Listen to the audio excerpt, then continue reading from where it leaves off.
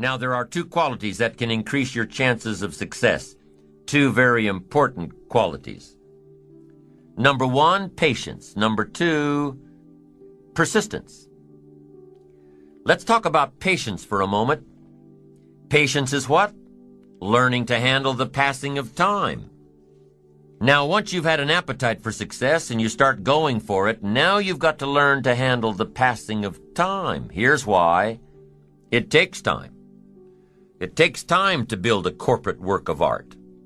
It takes time to build a symphony orchestra with flawless music and harmony that sends you on flights of ecstasy, to be remembered long after the orchestra has shut down and the lights have gone out. It takes time to put harmony together. It takes time to build a life. It takes time to build an enterprise. It takes time to get through school. It takes time to develop and grow. So give your enterprise time. Give your business time. If you're in management, give your people time. If you're a parent, give your kids time. Don't be too short, too quick. Give them time. Now, not forever, but time. It takes time. Here's the ultimate challenge. You've got to have patience with yourself. It takes time to make changes in habit and discipline.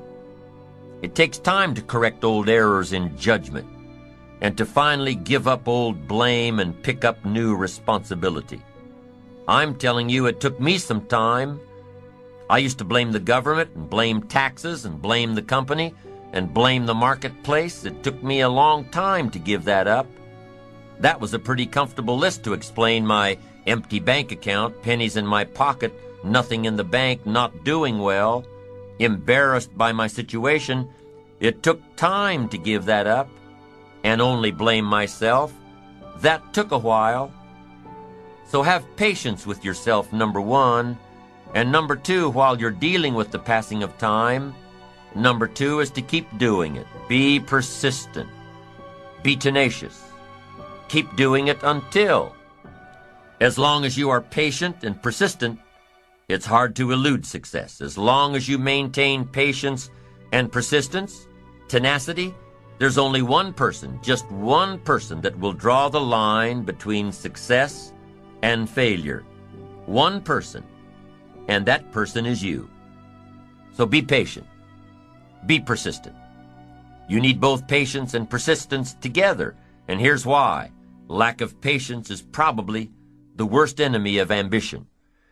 While your ambition keeps growing, keeps moving, keeps looking for new ways to succeed, impatience tends to grow frustrated. Impatience won't allow for persistence. Impatience wants to give up. Impatience calls discouragement failure. But your ambition won't let you give up so easily, not if you're persistent. What others may call failure, ambition calls a learning opportunity, a chance to make adjustments along the charted course to success. Ambition knows something else too. Ambition knows that the longer the achievement is in coming, the more valued it is. So let me give you a few aspects of patience, some examples that might help illustrate just how valuable it is. There are 6 aspects of patience, and here's number 1. Knowing when an opportunity is right and when more preparation is needed. Let's say you're opening up a restaurant specializing in fresh seafood. You're all excited to get going, get the money coming in instead of it all going out. You're all excited. So because you're all excited, you want to open early. Your impatience gets the best of you. And so you do, open before your scheduled grand opening. Customers start coming in. They're all excited about this new great restaurant. And everybody wants some fresh seafood. They're all ordering fresh seafood from the menu. But now you panic. You haven't got any. You're not ready. The fresh seafood shipment won't come in for a week. Impatience has just killed the restaurant. Now let's say you've got a great new product that's scheduled to come out on the market in the next several months. Everything's going according to plan, so you start planning your ads, start planning big public relations events. You're so sure that it's going to happen that you set a date. The engineers told you that the product's not ready, but you're sure it will be.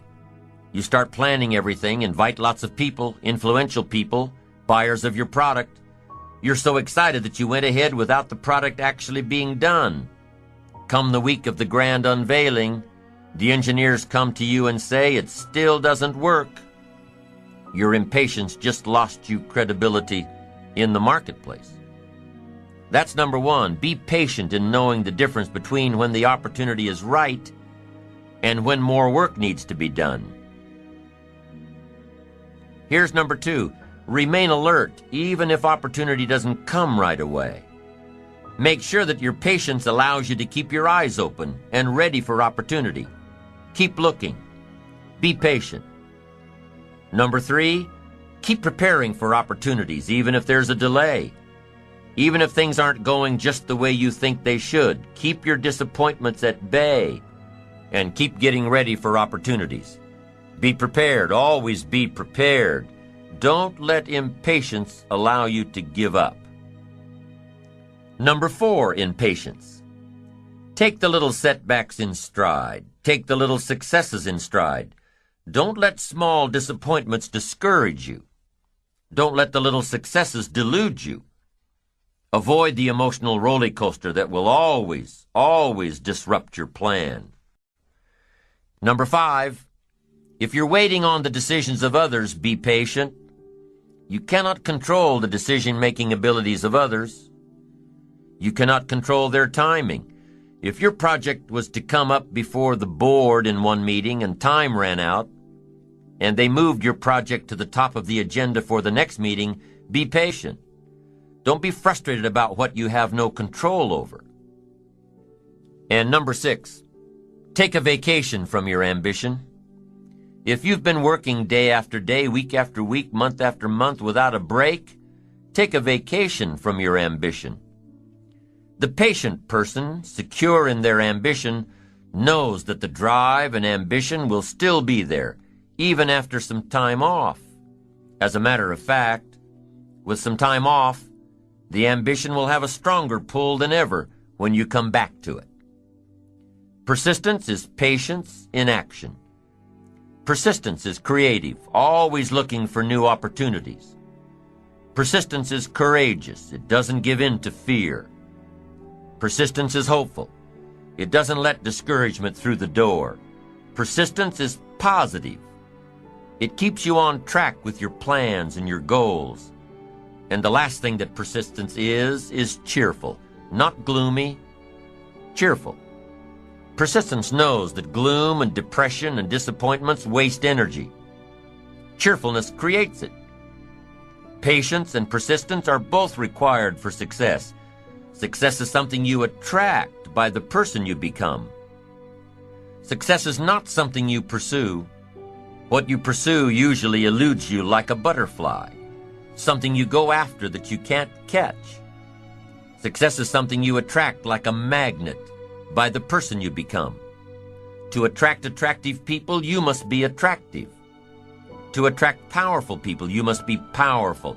To attract committed people, you must be committed. Instead of going to work on them, you go to work on yourself.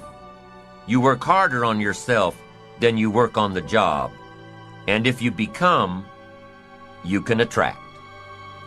The whole key is to make yourself valuable. The key is to make yourself attractive. The key is to make yourself skillful, competent, willing, powerful, unique, sophisticated, cultured, being able to manage, in control, healthy. The whole key really to the future is personal development. Because the greatest gift you can give to someone else is your personal development, self-development, self-investment. If I become 10 times wiser, 10 times stronger, 10 times brighter, 10 times more competent, think of what that will do for my success. If I grow, think of what that will do for my future. Self-development earns success. Self-investment earns respect. And the only way to make a better and better and better investment in your future is to become better and stronger and wiser and more competent. And the more attractive you become, the more attractive you are. And the more attractive you are, the more you attract success. Self-development, self-investment attracts success. That's powerful. Now here's what would be pitiful if your income grew and you didn't grow. Because here's what usually happens. If your income takes some jumps, it's best that you grow quickly up to where your income is. Why? Because otherwise your income will soon come back to where you are. I'm telling you, success doesn't want to hang around an incompetent person. That's the problem with winning the lottery, the lack of self-development to be able to master it and keep it. And now the fortune is bigger than the person, rather than the person being bigger than the fortune. If you're a parent, use that as a challenge to grow personally. Use the challenge of parenting to grow. See what you can become. One ancient writer said this, "Here are some reassuring words. God's arm is not short." Aren't those reassuring words? God's arm is not short. You can't think of anything more pitiful than a God with a short arm. Poor God, his arm's too short. He can't reach all the way. Can't reach out to all of us. This writer said, no, be reassured. God's arm is not short. He can reach all the way, and he can reach everybody.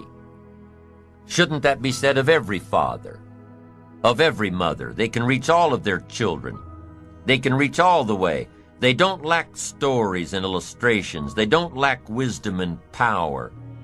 And the only way you can become that kind of parent, the only way you can keep up that process, is by personal development, by becoming better than you are, stronger than you are, wiser than you are, becoming, growing, so that your investment grows. As your children grow, you grow.